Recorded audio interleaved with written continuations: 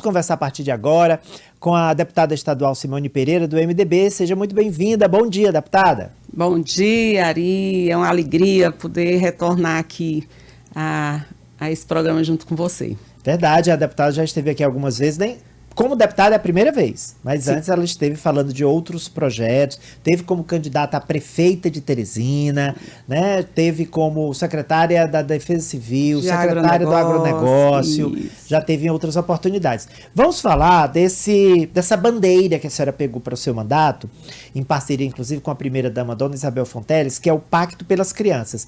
Essas ações, elas acontecem de que maneira, deputada? Olha, veja bem, hoje a gente tem a visão correta dessa política que atende crianças de 0 a 6 e gestantes também, né, que também estão inclusas dentro da primeira infância. E a noção que você tem hoje da verticalização, né, das políticas, ou seja, não há possibilidade de você ter uma política voltada à primeira infância com eficiência se não houver a transversalidade entre as demais políticas, educação, saúde, assistência, saneamento. Então, hoje a gente vê essa necessidade da transversalidade, a necessidade de se ter um orçamento detalhado para você saber exatamente quanto o Estado aplica, né, nessa política, e a consciência de que a primeira infância ela não pode esperar. Algumas outras políticas, elas podem esperar sim, mas a primeira infância, ela passa muito rápido e o processo mesmo fisiológico, de capacidade de aprendizado, de maturação psicológica, emocional, isso você não tem como reverter, né? Então, o que você aplica nessa política de 0 a 6, ela vai ser determinante, né, no desenvolvimento do próprio Estado, da própria nação, do mundo, né? Sim, são os cidadãos do futuro. Cidadãos do futuro, a partir da aplicação de recursos dentro da formação dessas crianças de 0 a 6 e o cuidado com a gestante, né, é que de fato vai fazer com que o país ele possa passar realmente por um processo de transformação, de igualdade, a equidade nas oportunidades, né, e fazer com que o país possa ser desenvolvido.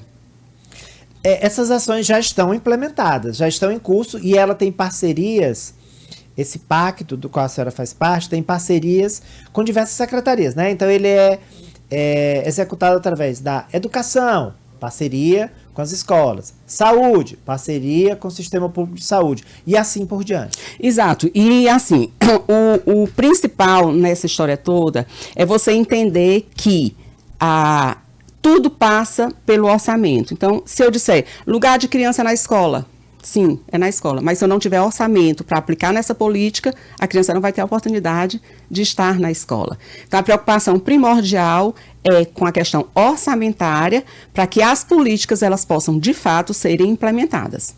Sem dúvida. É dinheiro. No final das contas, se não tiver dinheiro para aplicar nos programas, nas políticas, não tem como fazer. O que foi que a senhora achou? E assim, o nosso papel, só complementando, dentro do pacto, é fazer com que aquilo que está sendo pensado possa ser transformado num instrumento legal através da aprovação de leis, né, que viabilizem a execução dessa política. Então, eu estou lá como presidente da Frente Parlamentar para que a gente possa aprovar leis que fortaleçam a execução dessas políticas. A senhora é assistente social, né, atua também na área, e eu queria saber qual é a sua opinião sobre a proibição do uso de celulares em sala de aula, intervalos, recreios, que foi aprovada aqui pela Assembleia, mas agora também a lei federal, sancionada pelo presidente Lula, vale para todo o Brasil. Olha, eu acho muito importante, porque a criança que ela vai para a escola, ela tem um objetivo maior, que é assistir a aula, é o aprendizado. Aí você diz, mas na hora do recreio deveria ser liberado. A gente tem visto que as crianças elas estão perdendo muito essa capacidade de interlocução, né? Elas não dialogam.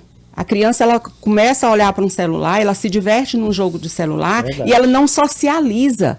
Né? Então, isso é muito perigoso. A gente não sabe que tipo de adultos a gente vai ter amanhã. São pessoas que vivem, elas se isolam.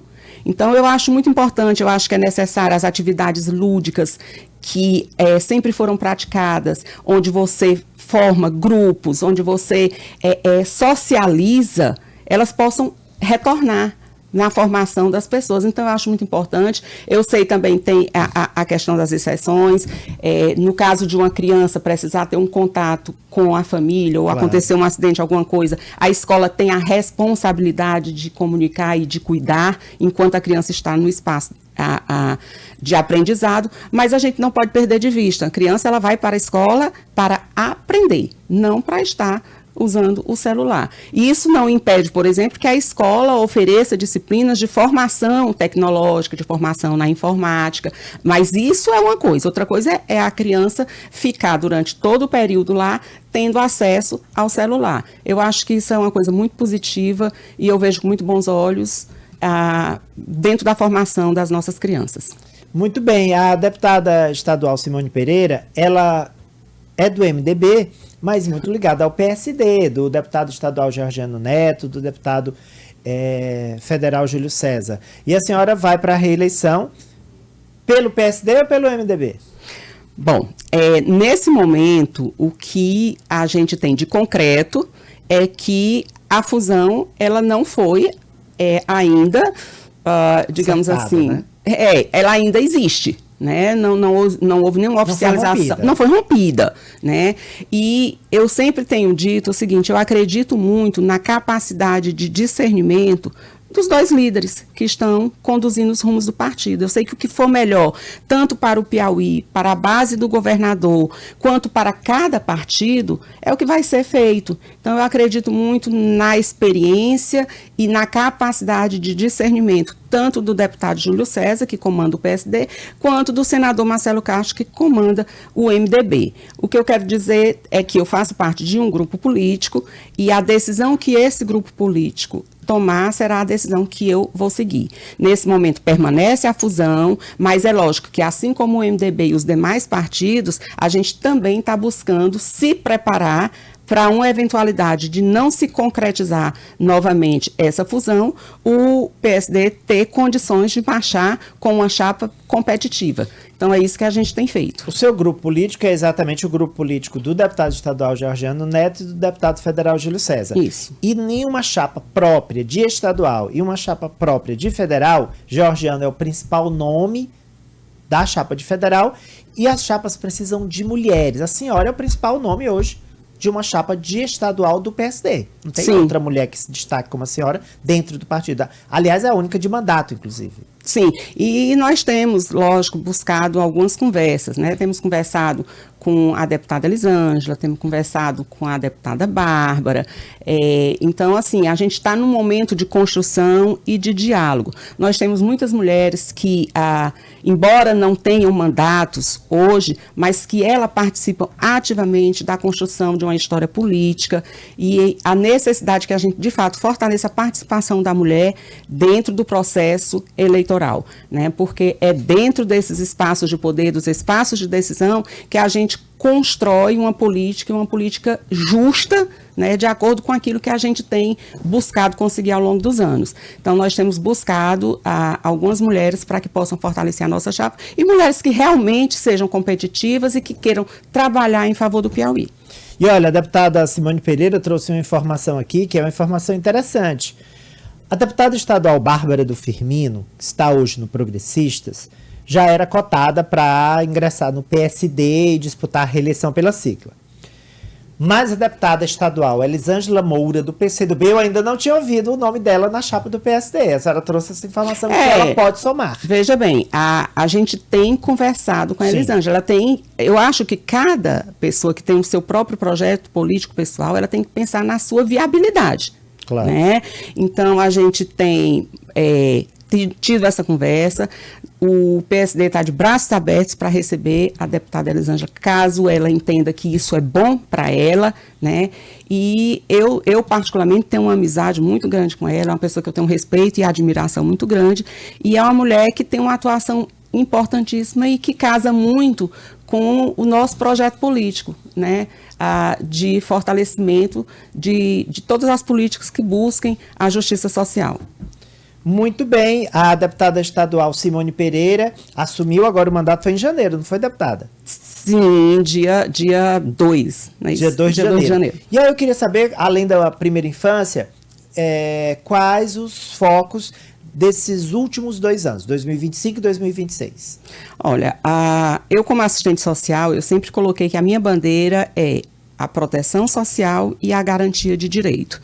Isso inclui todas as políticas públicas, porque onde houver uma violação de direito, com certeza lá vai estar a atuação da deputada Simone Pereira. Então, eu costumo dizer que o que muda, de fato, com a efetivação não é a minha forma de atuar dentro do legislativo, mas é a tranquilidade de que eu posso pensar em projetos a médio e a longo prazo, porque eu tenho a garantia de que eu estarei na cadeira nos próximos 2 anos. Quando você está lá enquanto suplente, você não tem, né, essa certeza, então você trabalha mais na base de ter um resultado mais imediato para que você possa concluir esse seu projeto. Mas a gente pretende fortalecer a política de proteção à mulher, a política de proteção ao idoso, criança e adolescente, a pessoa com deficiência, a bandeira da pessoa com obesidade, né, a primeira infância. Então, a gente busca trabalhar nessa ótica que a política de assistência social trabalha. Proteção social e garantia de direito. Muito bem, obrigado à deputada estadual Simone Pereira. Olha, tem uma pergunta aqui, não é minha, é do Luiz Mário. É verdade que a senhora vai assumir o cargo de secretária estadual, coordenadora da Sendifol no lugar de Tiago Vasconcelos? É a Coordenadoria de Prevenção às Drogas e Fomento ao Lazer. Se a senhora assumir a Sendifol, Tiago assume como suplente na Assembleia. A senhora vai assumir a Sendifol? Olha, veja bem, eu não tive ainda nenhuma conversa com o governador para tratar exatamente desse assunto, né?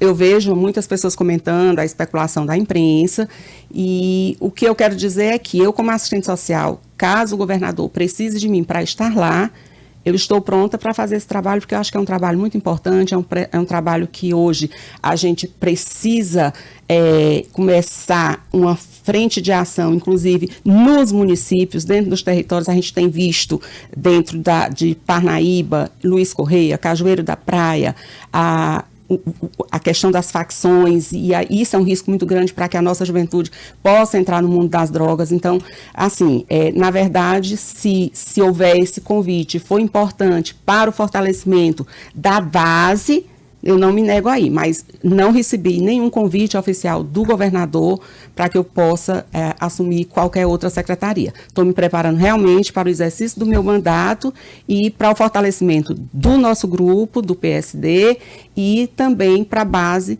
do governador. O que for bom para o estado do Piauí, a gente está pronta para servir.